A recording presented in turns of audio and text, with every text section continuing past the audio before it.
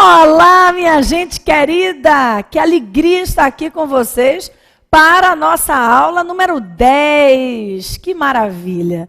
Olha só, antes de iniciarmos o nosso encontro, eu queria distribuir algumas cocadinhas e perguntar se vocês viram aí nas redes sociais as fotos do aniversário da Constituição. Viram um bolo? Que bonito!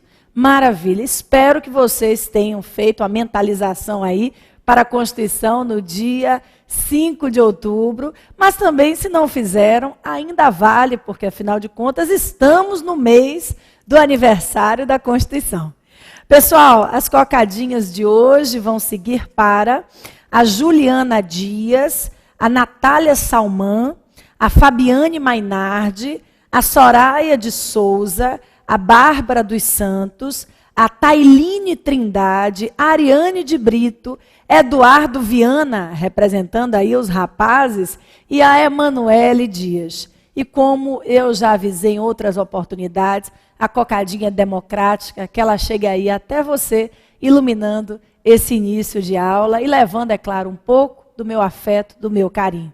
A Vanessa, que está aqui hoje, viabilizando que essa aula chegue até você, vai receber a cocadinha na hora do intervalo, tá? Em nome de todos. E ela ficou feliz da vida. Vem receber sua cocadinha. Venha, Vanessa. Corra aqui para receber a cocadinha, porque acho que ela não vai aguentar esperar até a hora do intervalo. Vem aqui rapidinho, dê um alô para o pessoal. Né? Olha aí a Vanessa. Um alô, maravilha. Agora a gente começa essa aula. E pelas minhas anotações, na aula anterior, nós falamos da ação direta de inconstitucionalidade, a rainha das ações do controle concentrado de a constitucionalidade das leis. Eu tenho aqui algumas notinhas para falar da ambivalência, da natureza dúplice ou fungível da ADI e da ADC. Antes, eu quero rever um aspecto importante, que foi cobrado agora, na primeira fase do 8º exame. Gente, via de regra, quando o Supremo declara a inconstitucionalidade da lei, essa lei ela não é declarada inconstitucional a partir dali. Ela sempre foi inconstitucional. Portanto, minha gente, via de regra, quando há uma decisão final sobre a inconstitucionalidade da lei, essa decisão ela vai retroagir, ela vai alcançar os efeitos da norma desde o seu nascimento. Via de regra, decisão de mérito em sede de ação direta de inconstitucionalidade, que confirma a inconstitucionalidade da lei, vai produzir efeitos temporais ex tunc, ou seja, alcança a norma desde o seu nascimento, é como se nunca ela tivesse existido no país. Mas aí, minha turma, em nome do interesse público, da segurança jurídica, é perfeitamente possível que o Supremo adote a teoria da modulação temporal dos efeitos da decisão, da manipulação temporal dos efeitos da decisão, e diga que, apesar de inconstitucional, a lei só vai deixar de produzir efeitos dali para frente, ou a partir de quando a corte achar que a lei deva deixar de produzir seus efeitos. Qual é o quórum para a manipulação temporal dos efeitos da decisão? Da modulação temporal dos efeitos da decisão. Prevista lá no artigo 27 da Lei 9868 de 99. Qual é o quórum? Escutei bem? Isso aí. É o de 2/3 dos membros do Supremo. Vamos anotar, isso foi cobrado na primeira fase do 8º exame. Me acompanhe? Olha só, vamos fazer uma notinha aqui. Na forma do artigo 27 da Lei 9868 de 99, é perfeitamente possível a modulação temporal dos efeitos da decisão final do Supremo sobre a inconstitucionalidade da lei. Modulação temporal dos efeitos da decisão do Supremo pela inconstitucionalidade da lei. Então, a corte pode, por 2/3 dos ministros, que dá o total de 8 julgadores, decidir pela inconstitucionalidade da lei com efeitos ex nunc, ou prospectivos, ou ainda pro futuro. Efeitos prospectivos ou ainda pro futuro. Efeitos ex nunc, dali para frente, ou ainda a partir de quando a corte achar que a lei deva deixar de produzir seus efeitos jurídicos, efeitos ex nunc, prospectivos ou pro futuro. Pessoal, tranquilo até aí? Ótimo. Antes de iniciarmos o estudo da ADC, que é a próxima ação do controle concentrado, a ação declaratória de constitucionalidade, eu quero escrever aqui no nosso caderninho e quero que você transfira aí para o seu material de estudo. Afinal de contas, a gente precisa tomar notas. Não confie na memória, tá bom? São várias matérias, então se organize tomando notas sobre cada um dos assuntos. Muito bem, eu quero falar ainda sobre a natureza ambivalente, dúplice ou fungível da ADI e da ADC. Vamos anotar e eu vou explicar. Venha comigo, coloque aí. Natureza ambivalente,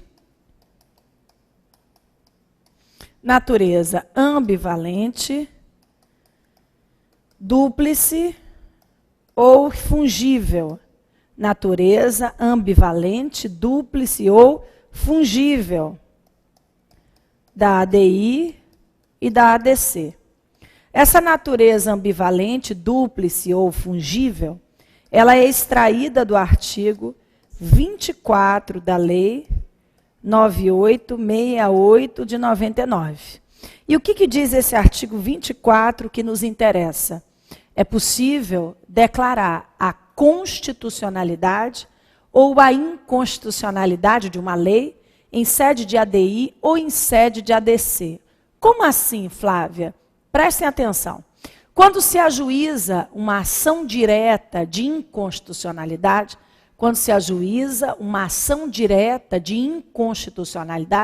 se pretende que o Supremo declare o quê? Perfeito, a inconstitucionalidade da lei. Quando se ajuíza uma ação direta de inconstitucionalidade, se pretende que o Supremo declare a inconstitucionalidade da lei. Mas o Supremo é obrigado a acatar o pedido do autor? Não, é claro que não. E ao negar o pedido do autor, ele confirmou que a lei é o quê? Perfeito, que a lei é constitucional. Então, ao negar provimento a uma ação direta de inconstitucionalidade, o Supremo estará confirmando que a lei é válida. Do mesmo jeito, se o Supremo negar provimento a uma ação declaratória de constitucionalidade, em contrapartida significa dizer que a lei é o quê? Inconstitucional.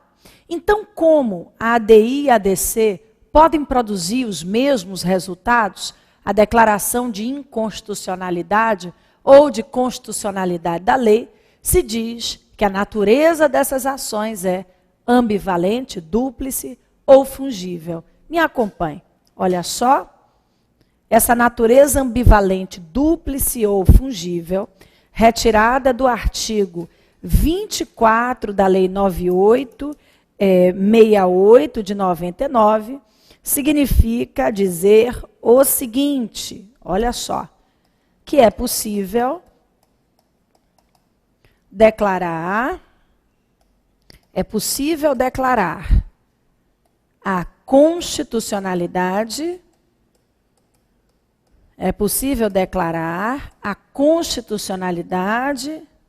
ou a inconstitucionalidade. É possível declarar a constitucionalidade ou a inconstitucionalidade de uma lei em sede de ADI ou até mesmo em sede de ADC. Fez sentido para todo mundo? Então, se na prova aparecer, não é? Se na prova aparecer o que é essa natureza ambivalente, dúplice ou fungível, você vai lembrar que a ADI pode gerar a inconstitucionalidade da lei ou, ao se negar provimento à ação, o Supremo confirma que a lei é válida.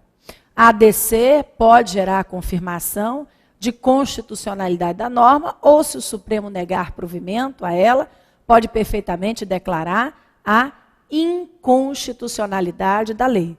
Fez sentido para todo mundo? Então, maravilha. Minha gente, agora nós vamos começar o estudo da ADC, da Ação Declaratória de Constitucionalidade. Me acompanhe. Vamos colocar aqui as notinhas e você reproduza no seu caderno. Sobre a Ação Declaratória de Constitucionalidade. Vamos colocar aqui o histórico dela. Vamos colocar aqui o histórico da ADC, a sua base legal, que está lá no artigo 102, inciso 1, a linha A, e também na lei 9868/99. Muito bem, pessoal. Vocês devem estar se perguntando assim: para que uma ação visando confirmar o óbvio? Toda lei não é presumida constitucional desde o seu nascimento? Então, Flávia, para que uma ação para confirmar o óbvio, que a lei é constitucional? Aí vamos abrir esse raciocínio.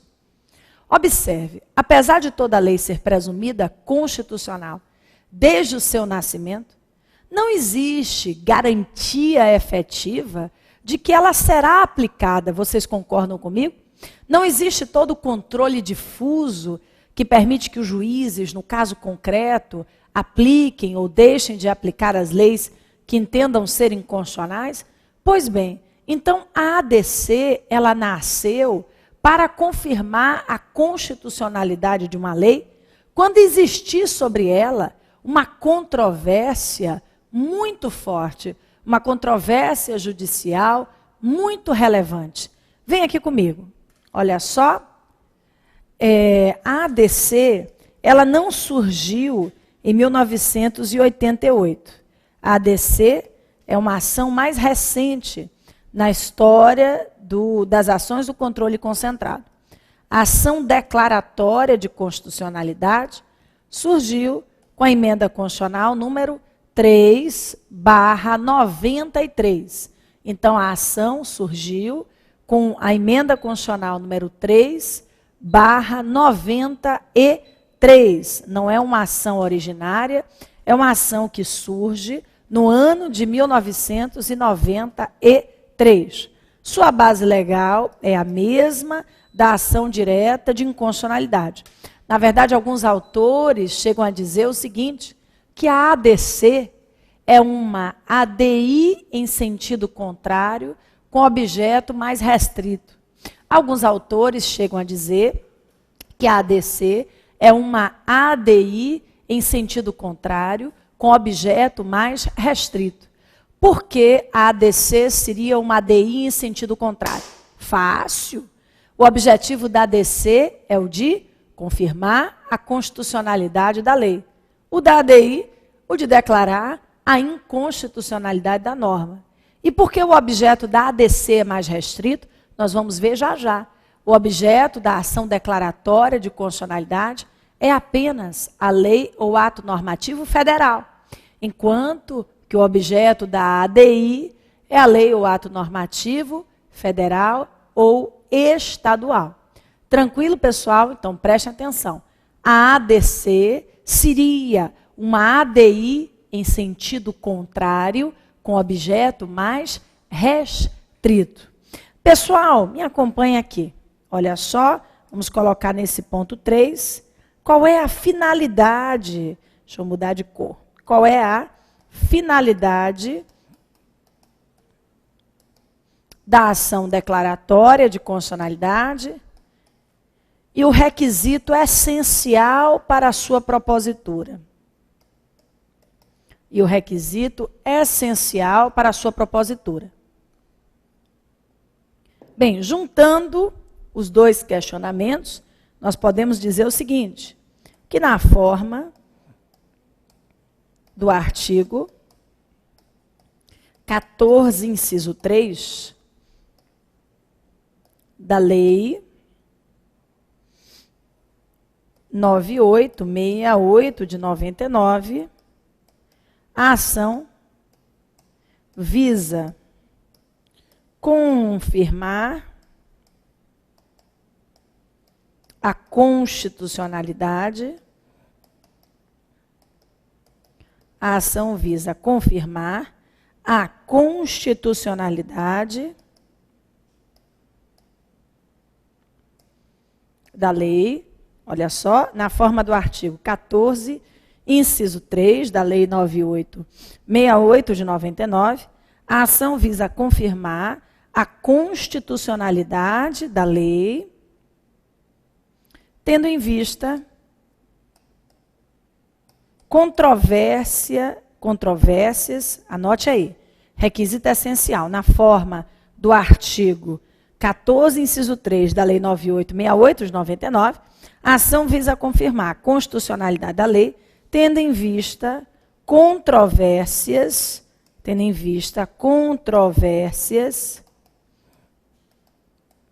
judiciais, relevantes sobre a aplicação da lei federal. Eu vou dar um exemplo bem recente para vocês, de uma ADC que foi julgada procedente pelo Supremo. Vim até mais pertinho, né, para a gente conversar melhor. Olha aqui. Todos nós conhecemos a Lei Maria da Penha, não é?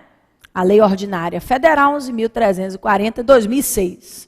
A Lei Maria da Penha, ela prevê um tratamento diferenciado com relação às mulheres que são vítimas, infelizmente, vítimas de violência doméstica.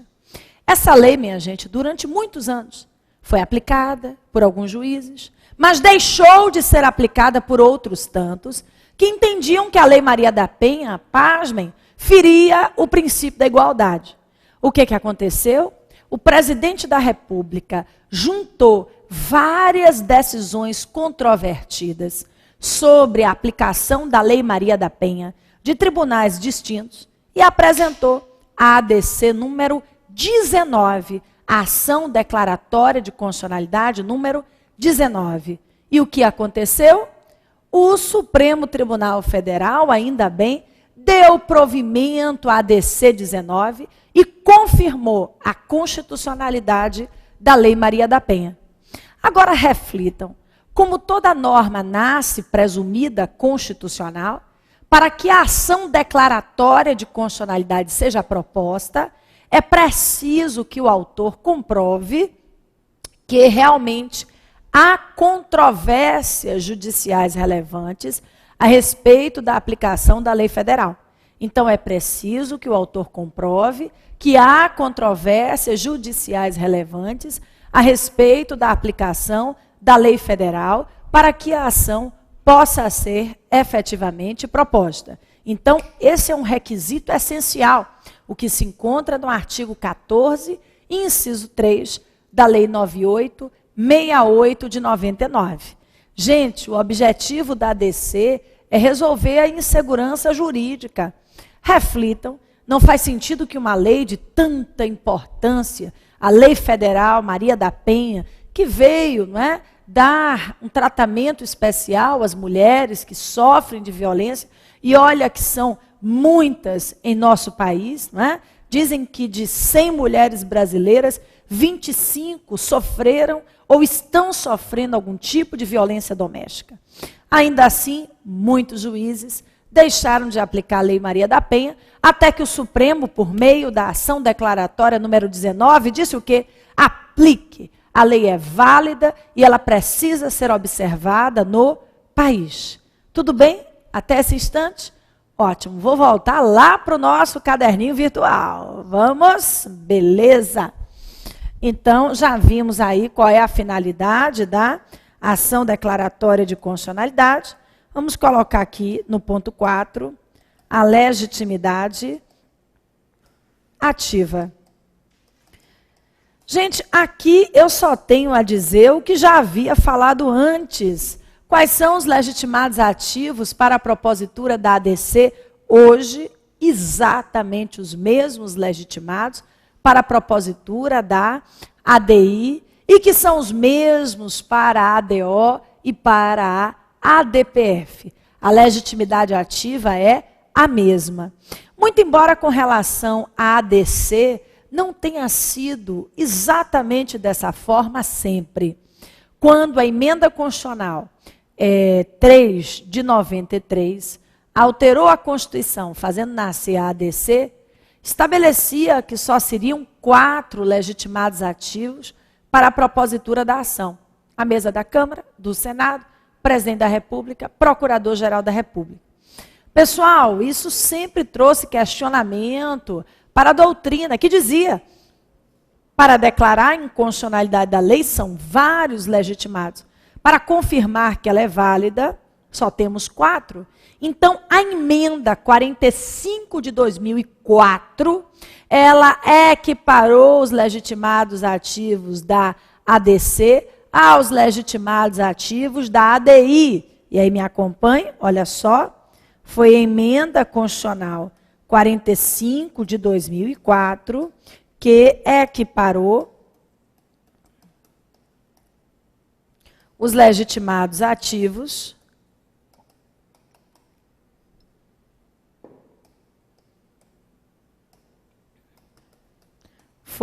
preste atenção, a emenda 45 de 2004, que equiparou os legitimados ativos da ADI ou da ADC aos da ADI. Lá do artigo, minha gente, 103, incisos de 1 a 9. A gente não vai para a prova sem saber esse artigo 103, viu? Ele é de suma importância. Me acompanhe? Não se esqueça, como já foi explicado em sala, que dentre esses legitimados ativos, eu vou encontrar legitimados ativos especiais e legitimados ativos universais. Então, lá no artigo 103, incisos de 1 a 9, eu vou encontrar legitimados ativos especiais e universais. Os especiais nos incisos 4, 5 e 9, os universais nos incisos 1 a 3, 6 a 8. Então, preste atenção, os especiais são os dos incisos 4, 5 e 9, e os universais são todos os demais. Você lembra da diferença entre os legitimados especiais e os universais? Perfeito! Os especiais precisam comprovar o quê? A pertinência temática. E os universais não precisam da comprovação da pertinência. Todas as observações que fizemos na aula de ADI sobre a legitimidade ativa valem aqui para a ADC, também vão valer para a ADO e para a ADPF.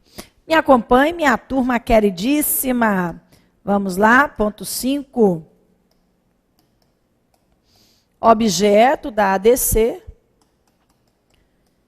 É fácil, basta fazer, né, a leitura do artigo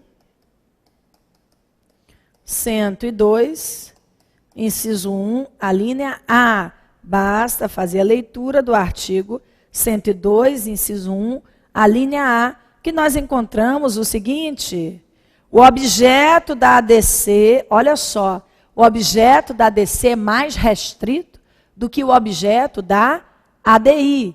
O objeto da ADI qual é? Você já tem aí anotado. Lei ou ato normativo, o quê? Federal ou estadual. Qual é o objeto da ADC? Perfeito. lei ou ato normativo unicamente federal. Me acompanhe? Lei ou ato normativo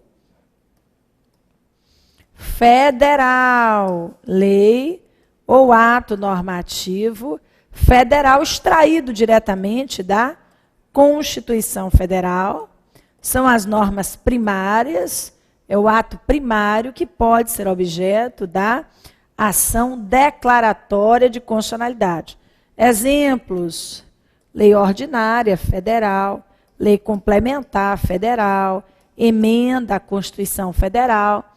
Todas essas espécies normativas podem ser objeto de ação declaratória de constitucionalidade. Me acompanhe? Ponto 6, vamos colocar aqui, Procurador-Geral da República.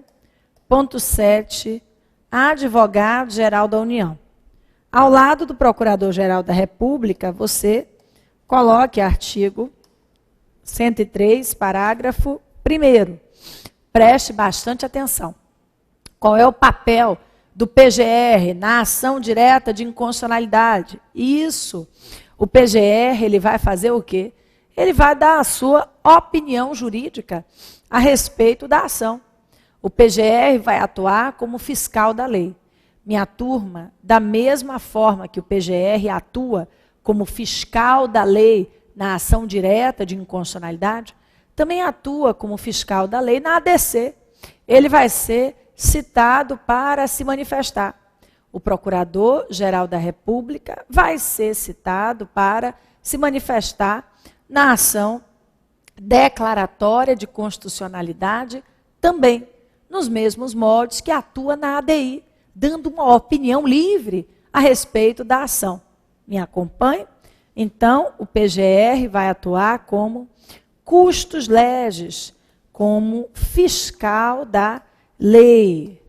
O PGR, o Procurador-Geral da República, ele vai atuar como custos legis, como fiscal da lei, vai dar a sua opinião jurídica em todas as ações declaratórias de constitucionalidade propostas perante o Supremo. Pessoal, não custa lembrar que a ADC não é a mais popular das ações do controle concentrado. Parece-me que foram ajuizadas de 93 para cá apenas, se muito, 35 ações declaratórias de constitucionalidade. É uma ação que não ocupa aí o dia a dia, não é, do Supremo Tribunal Federal.